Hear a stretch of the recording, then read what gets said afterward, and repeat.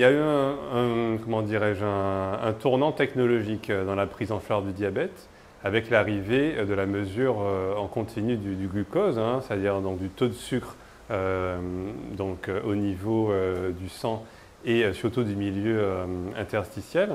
Donc, on appelle ça donc, des capteurs de glucose. Donc, les capteurs de glucose sont actuellement pris en charge et remboursés par la Sécurité sociale depuis quelques années. Et ils ont révolutionné la prise en charge du diabète de type 1 ou du diabète de type 2 insulinotraité, puisqu'ils permettent en fait aux patients de se surveiller de manière plus facile par rapport à la glycémie capillaire que l'on fait au bout de son doigt. Donc ces outils, donc il y a plusieurs modèles. Actuellement, il y a donc des modèles qui permettent donc d'avoir les résultats en se scannant, donc avec un système de lecteur que l'on va scanner sur le capteur qui est fixé sur le bras, ou simplement en regardant soit son téléphone, soit un récepteur, où sera affiché en continu le résultat de ce fameux glucose dans le milieu interstitiel. Donc soit un système flash de scan, soit un système de mesure en continu. Donc ces deux systèmes sont donc remboursés et permettent aux patients d'avoir une surveillance optimale de son diabète quand il est insulinotraité. Avec ces systèmes, ils peuvent être mieux équilibrés puisqu'ils ont un meilleur rendu en fait, de leurs résultats, une meilleure surveillance et du coup une meilleure adaptation du traitement.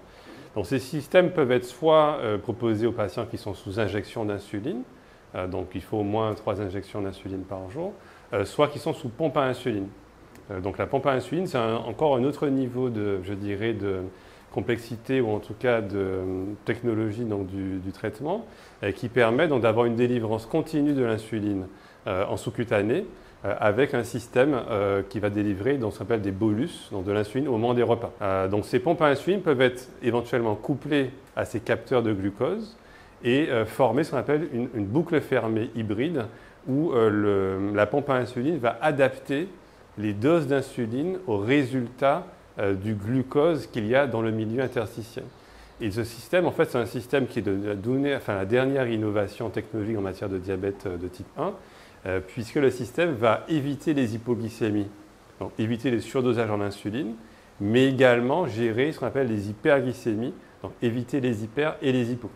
Tout ça de manière automatique avec des algorithmes très élaborés qui optimisent, on va dire, la gestion du diabète de type 1. Alors ces technologies donc, de pompes associées aux capteurs sous forme de boucles fermées hybrides sont des technologies extrêmement complexes qui nécessitent un environnement, je dirais, de soignants et médical expert, on va dire, et qui pour l'instant, c'est vrai qu'il n'y a que le CHU sur l'île qui est capable d'avoir ce support, on va dire, technique. Il faut donc une éducation, il faut un accompagnement, il faut une surveillance, il faut aussi une télésurveillance avec des systèmes donc, de plateformes numériques qui permettent à distance d'être en relation avec le patient.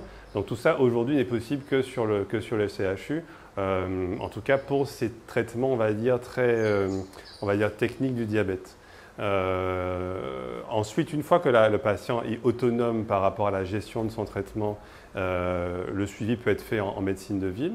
Mais l'initiation et les 3 premiers mois de suivi chez les patients qu'on met sous pompe avec boucle fermée hybride, c'est uniquement le CHU qui a la compétence de faire ce type de prise en charge.